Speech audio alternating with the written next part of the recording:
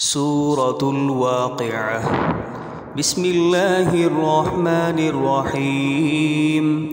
إذا وقعت الواقعة ليس لوقعتها كاذبة خافضة رافعة إذا رجت الأرض رجا وبست الجبال بسا فكانت هباء منبثا وكنتم أزواجا ثلاثا فأصحاب الميمنة ما أصحاب الميمنة وأصحاب المشأمة ما أصحاب المشأمة والسابقون السابقون أولئك المقربون في جنات النعيم.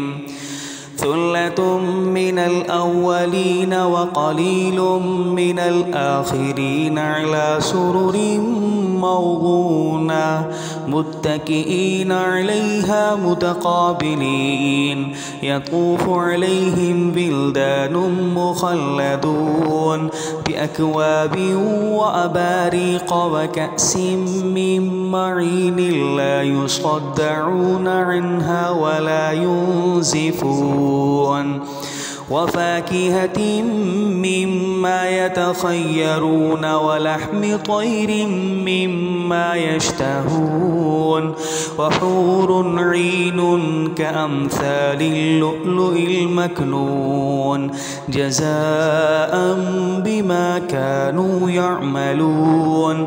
لا يسمعون فيها لغوا ولا تأثيما إلا قيلا سلاما سلاما.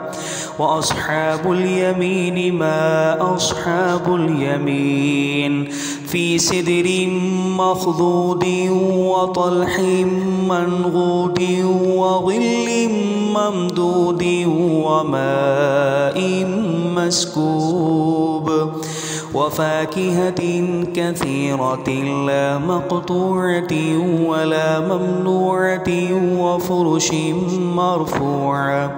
إنا أنشأناهن إنشاء فجعلناهن أبكارا عربا أترابا لأصحاب اليمين. ثلة من الأولين وثلة من الآخرين وأصحاب الشمال ما أصحاب الشمال في سموم وحميم وظل من يحموم لا بارد ولا كريم.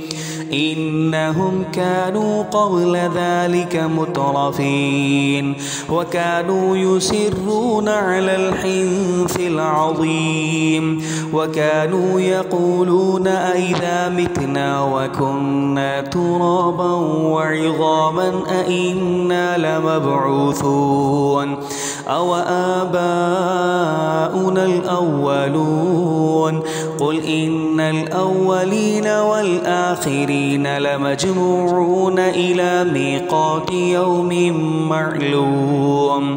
ثم إنكم أيها الضالون المكذبون لآكلون من شجر من زقوم فمالئون منها البطون فشاربون عليه من الحميم فشاربون شرب الهيم. هذا نزلهم يوم الدين نحن خلقناكم فلولا تصدقون.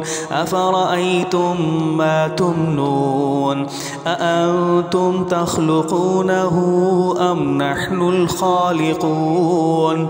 نحن قدرنا بينكم الموت وما نحن بمسبوقين على أن نبدل أمثالكم وننشئكم فيما لا تعلمون. ولقد علمتم النشأة الأولى فلولا تذكرون أفرأيتم ما تحرثون أأنتم تزرعونه أم نحن الزارعون لو نشاء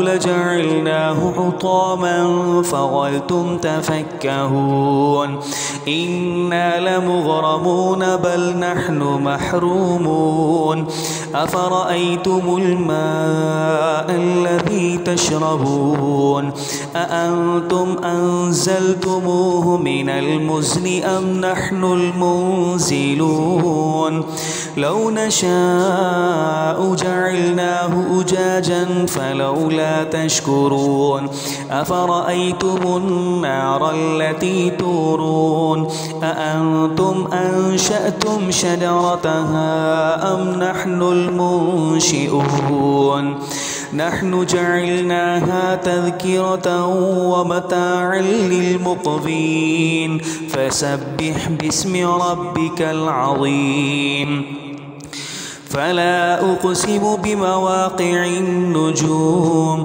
وإنه لقسم لو تعلمون عظيم إنه لقرآن كريم في كتاب مكنون لا يمسه إلا المطهرون تنزيل من رب العالمين أفبهذا الحديث أنتم مدهنون وتجعلون رزقكم أنكم تكذبون فلولا إذا بلغت الحلقوم وأنتم حينئذ تنظرون ونحن أقرب إليه منكم ولكن لا تبصرون فلولا إن كنتم غير مدينين ترجعونها إن كنتم صادقين فأما إن كان من المقربين فروح وريحان وجنة نعيم وأما إن كان من أصحاب اليمين فسلام لك من أصحاب اليمين وأما إن كان من المكذبين الضالين فنزل من حميم وتصلية جحيم إن هذا لهو حق اليقين فسبح باسم ربك العظيم.